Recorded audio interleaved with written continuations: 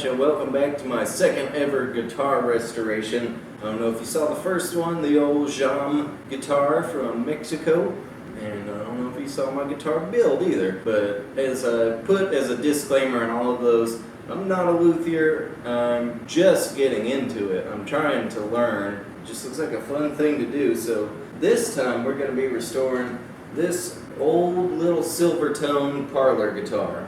I got this from a very lovely lady who gave it to me for free. She saw my post I put out there looking for beat up old guitars. From what I've researched based on Silvertone, there's a group of people that says they all junk, get rid of them, and there's another group of people that's like, yeah, I've had my Silvertone for 40 years and it's awesome and I love it. I checked the model number on this, which is 319.12089. I checked that out, and the information that I was able to find tells me that this guitar was made about 1969. That alone makes it a very cool guitar to me. I think it's neat as hell, whether it's a lower end guitar or not. We're going to go over some of the problems that it has, and then I will get y'all closer to see those problems.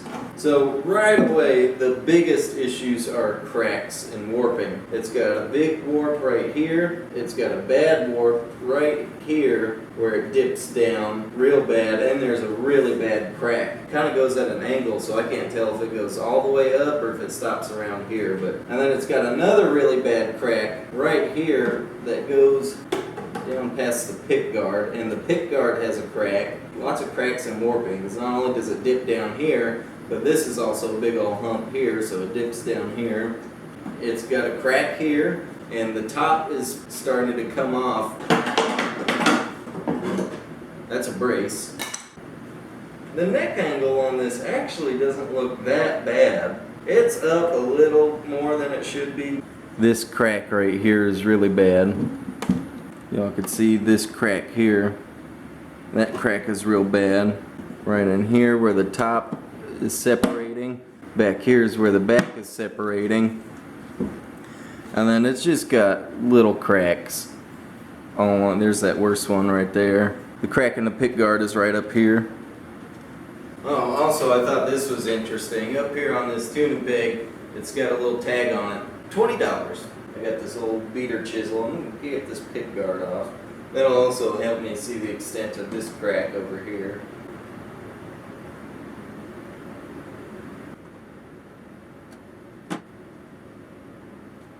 I don't want to change its appearance very much. I don't want it to lose the patina that it has. I'll probably clean it. Okay, that crack didn't go down too far below the pick guard.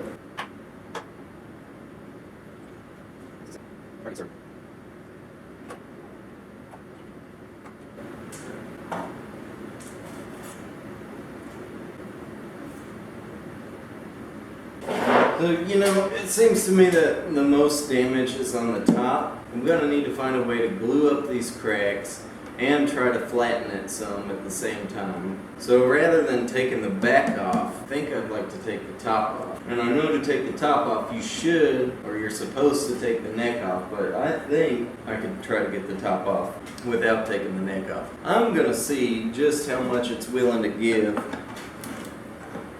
right now. This glue is so old and brittle, it's correct. This is hardly going to fight.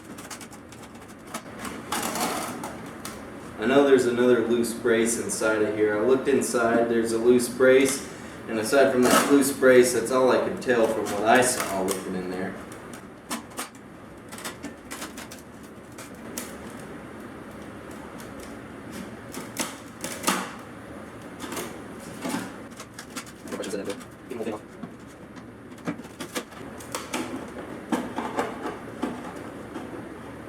We got pretty good glue adhesion there, so I use the sandpaper to try to prevent myself from damaging the finish.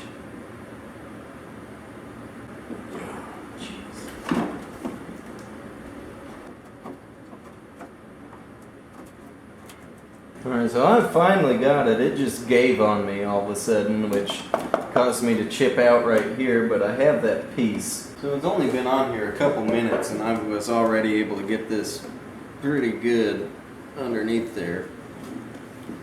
And so I let it Set the rest of the way. And it feels like I'm getting somewhere.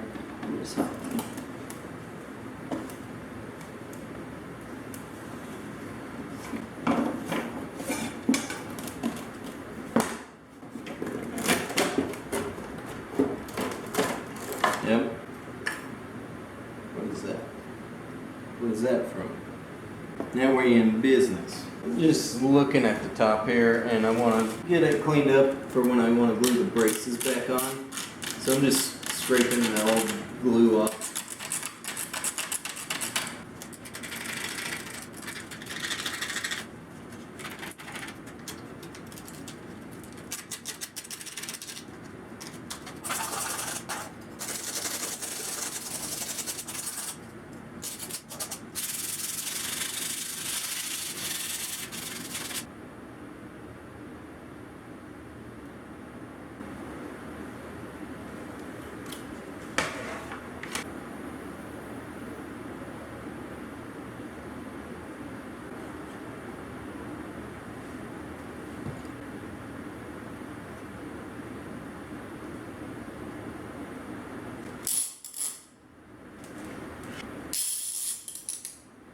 Alright, this has been sitting for over 12 hours, so see what we end up with.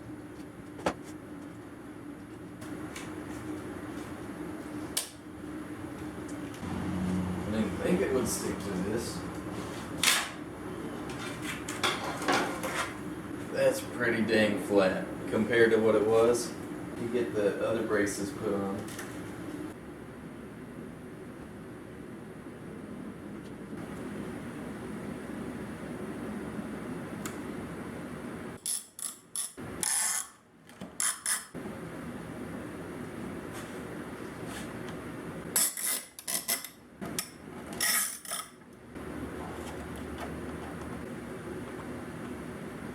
A big crack up here. That is chip out that I did, unfortunately.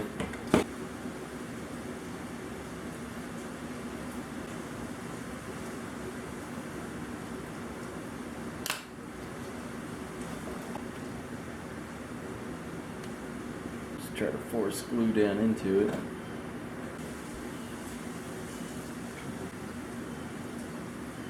Down inside of the crack.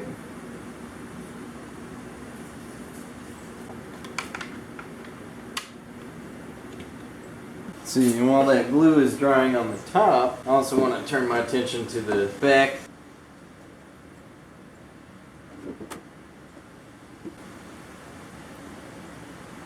Really try to spread that glue around in there.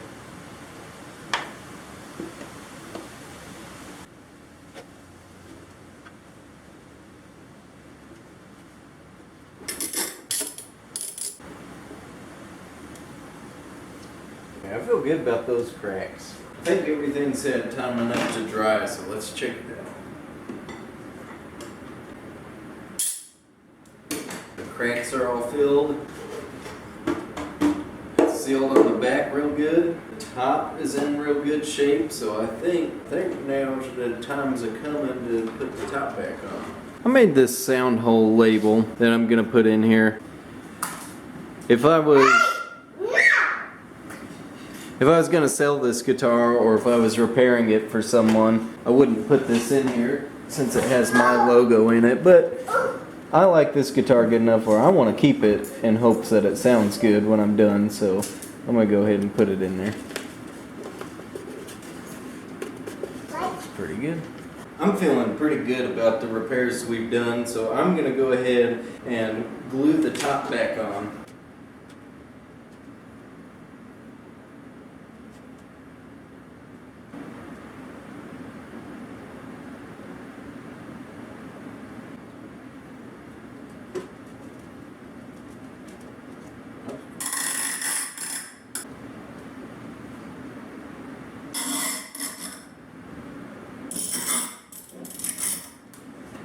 But I'm going to keep throwing clamps at this. I'm cleaning off some of the squeeze out that I couldn't get to because the clamps were in the way.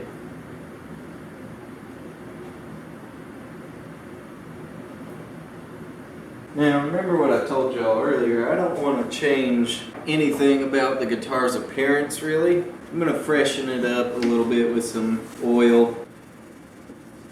It should also kind of clean it too.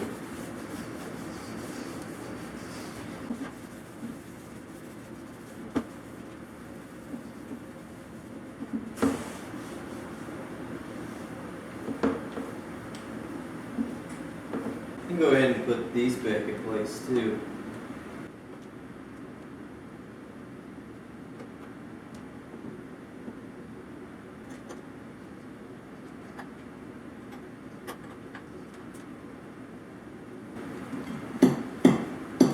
Now we got to make a bridge. Alright, on the guitar, I could see where the bridge used to be, and I had a block of walnut that like just happened to be the same dimension as that. I cut this block off of it.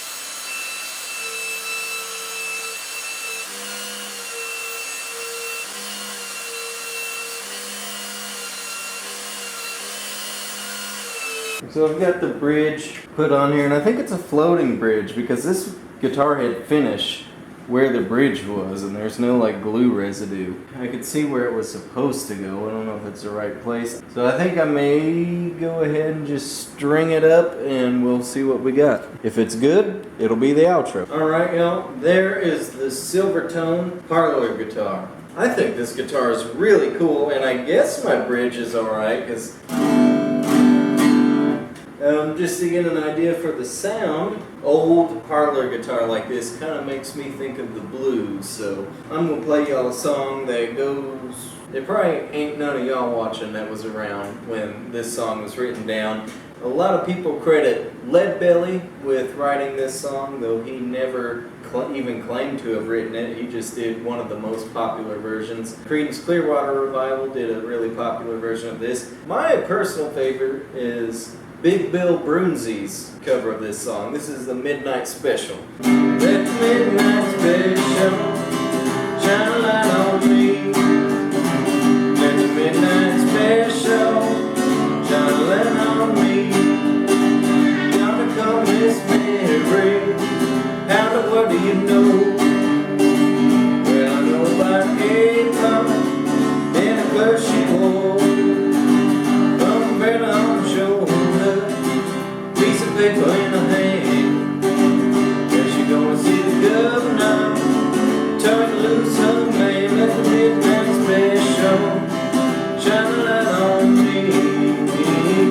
The midnight special shine the ever-loving light on me. If you ever go to Memphis, boy, you better walk right. And you better not stumble, and you better not fight. It's a crop that'll arrest you, and it will bring you down. And you bet your $5 penitentiary bound. Let the midnight special shine a light on me. The midnight special shine the ever-loving light on me. Let the midnight special shine a light on me. The midnight special shine the ever-loving light on me.